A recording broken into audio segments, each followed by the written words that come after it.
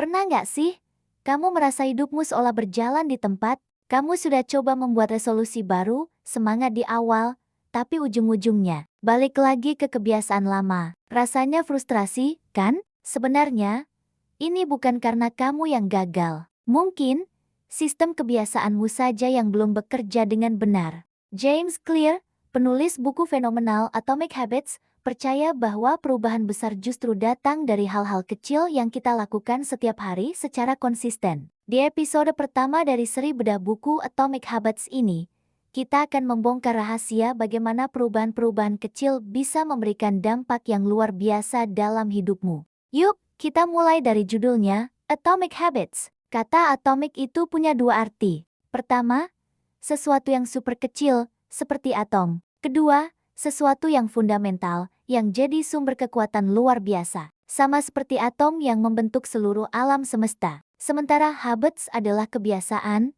hal-hal yang kita ulangi sampai kita bahkan tidak sadar lagi melakukannya. Jadi, atomic habits adalah kebiasaan-kebiasaan kecil yang kalau digabungkan, punya kekuatan dahsyat untuk membentuk takdir kita. James Clear mau nunjukin kalau kesuksesan itu bukanlah hasil dari satu perubahan drastis dalam semalam, tapi akumulasi dari ratusan, bahkan ribuan, keputusan kecil yang kita buat setiap hari. Bayangkan air yang menetes terus-menerus di atas batu. Satu tetesan mungkin gak ada artinya, tapi karena konsisten, batu yang sekeras itu pun akhirnya bisa berlubang. Sekarang, coba kita masuk ke salah satu konsep paling kuat dalam buku ini, hukum 1% lebih baik. Coba deh bayangkan, kalau kamu bisa jadi 1% lebih baik setiap hari, hasilnya mungkin gak akan kelihatan dalam seminggu atau sebulan. Tapi coba kita hitung dalam setahun. Secara matematis, kamu akan menjadi 37 kali lebih baik dari dirimu yang sekarang. Rumusnya sederhana banget tapi dampaknya bisa mengubah segalanya. Perbaikan kecil, dikalikan dengan waktu dan konsistensi, akan menghasilkan perubahan yang masif. Banyak dari kita gagal bukan karena tidak mampu, tapi karena kita terlalu tidak sabaran. Kita ingin hasil besar secepat mungkin, pengen sukses instan, padahal perubahan sejati adalah buah dari ribuan langkah kecil yang seringkali tidak terlihat oleh siapapun. Nah, ini ada satu fenomena menarik yang disebut James Clear sebagai the plateau of latent potential, atau dataran potensi laten. Biar gampang, bayangkan kamu punya sebongkah es, kamu panaskan dari suhu -10, -5, sampai 0 derajat.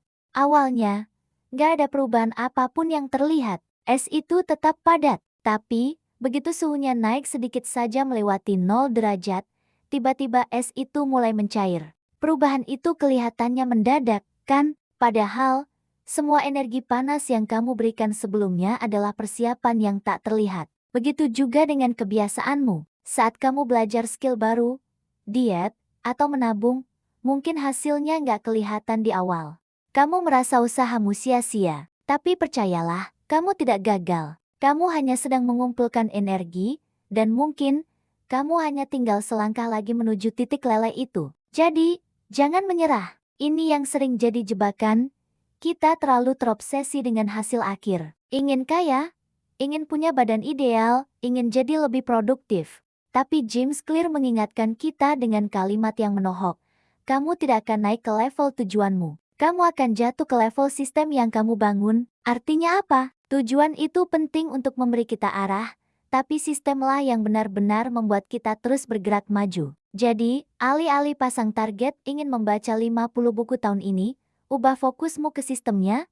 Aku akan membaca 5 halaman setiap malam sebelum tidur. Lihat bedanya. Tujuan itu adalah hasil akhir, sementara sistem adalah proses yang kamu jalani setiap hari. Fokuslah pada prosesnya, maka hasil akan mengikuti. Biar lebih kebayang, kita lihat contoh dari dunia nyata. James Clear menceritakan kisah inspiratif Dave Brailsford, pelatih tim balap sepeda Inggris. Sebelum tahun 2003, tim sepeda Inggris itu prestasinya biasa-biasa saja. Tapi Brailsford datang dengan filosofi unik yang disebut The Aggregation of Marginal Gains atau agregasi keuntungan marginal. Gampangnya, dia percaya pada perbaikan-perbaikan kecil di setiap aspek yang ada. Dia nggak cuma fokus pada latihan, tapi juga hal-hal sepele. Mulai dari memperbaiki posisi duduk atlet agar lebih aerodinamis, membersihkan debu dari rantai sepeda, mengatur pola tidur yang ideal, sampai memilih bantal yang paling nyaman untuk istirahat.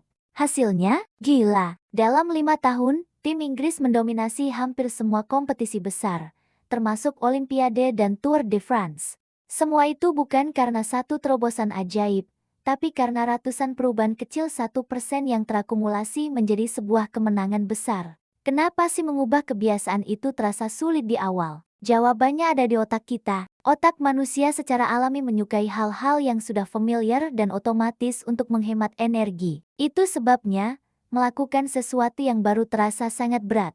Tapi, begitu kamu berhasil mengulangi sebuah tindakan kecil cukup lama, otak akan mulai menganggapnya sebagai hal yang normal. Inilah kekuatan sejati dari sebuah kebiasaan.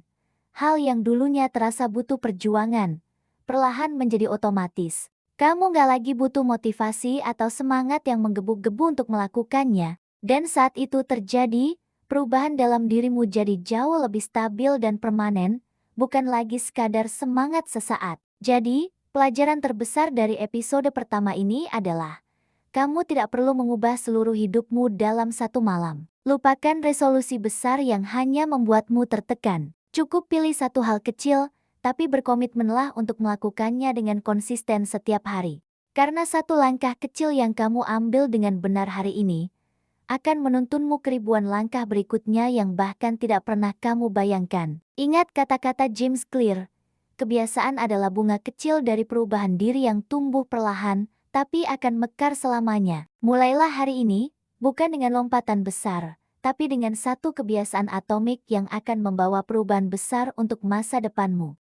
Terima kasih sudah nonton sampai akhir. Kalau kamu merasa video ini bermanfaat, jangan lupa klik like, subscribe, dan coba tulis di kolom komentar, kebiasaan kecil apa yang akan kamu mulai hari ini. Sampai jumpa di episode kedua, di mana kita akan membahas bagaimana identitas dan kebiasaan bisa saling membentuk diri kita yang baru.